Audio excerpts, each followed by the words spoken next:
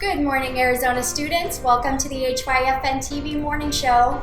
I'm Tiffany. I'm Nzinga. It's Friday, y'all. Let's get this show cracking.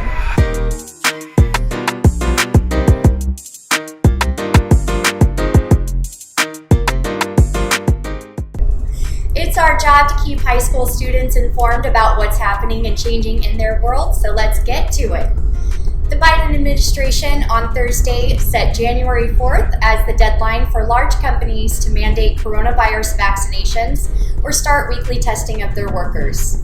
The new rule applies to companies with 100 or more employees and is expected to cover 84 million workers, roughly 31 million of whom are unvaccinated. This type of mandate seems like massive overreach to some, as the only way these mandates could work is by having President Biden invoke emergency powers over workplace safety.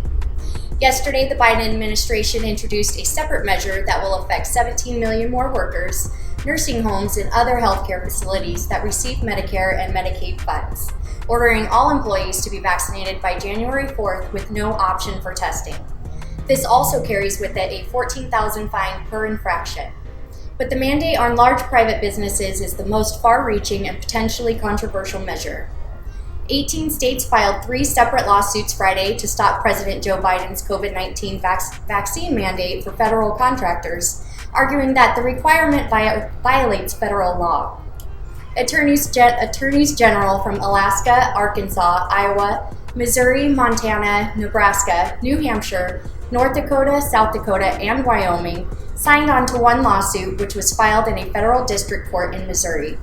Another group of states, including Georgia, Alabama, Idaho, Kansas, South Carolina, Utah, and West Virginia, filed a lawsuit in federal district court in Georgia. Texas also sued individually on Friday.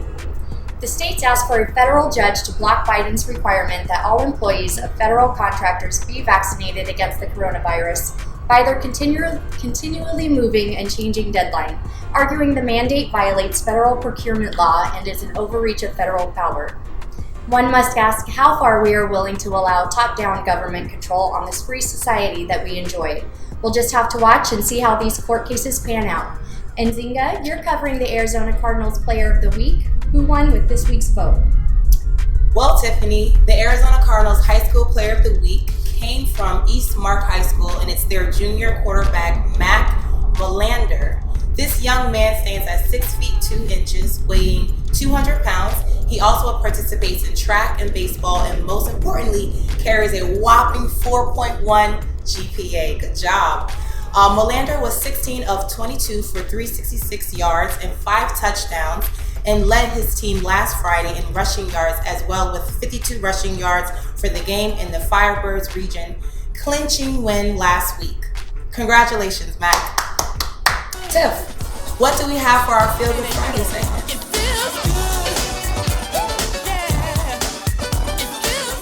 Yes, Nzinga, today's story is a really feel-good story from whom most people call a living legend, Tom Brady. Check this out. Tom Brady thinks I can beat cancer, so I guess I can beat cancer. The treatment continued, and through it, a promise from his parents. They said, "No, when you beat brain cancer, we promise we'll take you to see Tom Brady live." Well, you're supposed to ring it loud and proud. By late summer, the cancer was gone.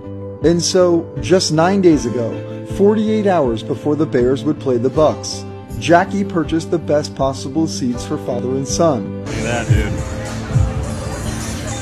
With a sign that captured the hearts of all who saw it. As the game progressed, Noah and his dad were determined to get Brady to notice, with the fans around them rallying to their cause.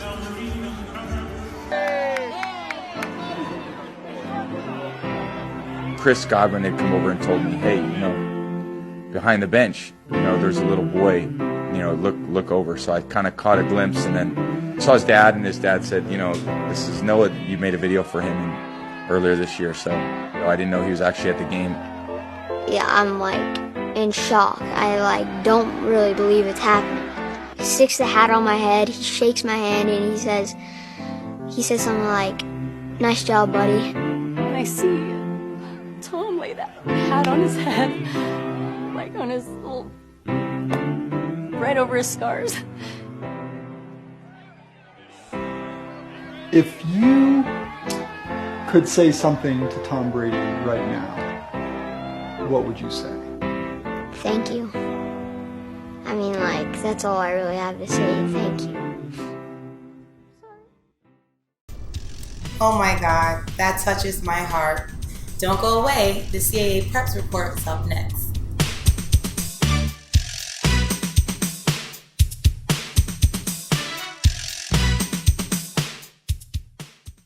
Are your sports and events currently being streamed by a quality network hosted in one place? Are your games, concerts, plays, recitals, special events, are they being hosted on the #1 streaming network in Arizona? They can.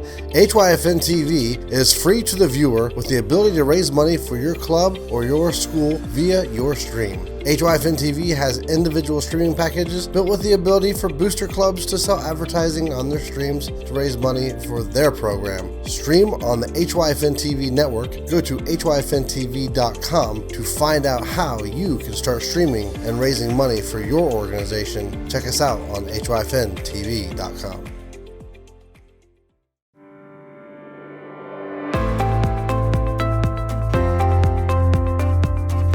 Interested in becoming a student journalist? Join us at Hyfntv. Let your voice be heard. Ask us how you can become a student journalist and share your peer story.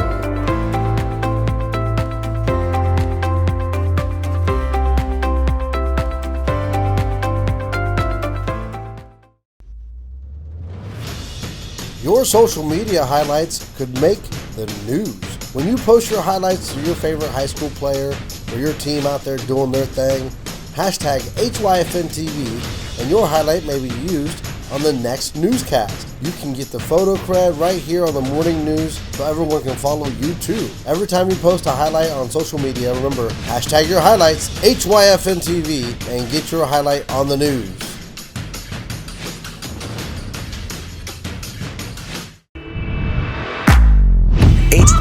Hyfntv is a proud partner of the CAA Preps Report. Catch all the CAA championship games on Hyfntv streaming network. At ASU West, Division I in high school boys soccer has their championship game between Tri-City Prep and Tri-City Christian Academy at 5 p.m. And in Division II, Pan American Prep plays Empower Prep for a 7:30 championship game. Make it out if you can, and we will let you know how it all shakes out right here on Monday's CAA Preps Report. Next up, we have Nzinga with today's local weather. What's it looking like out there today?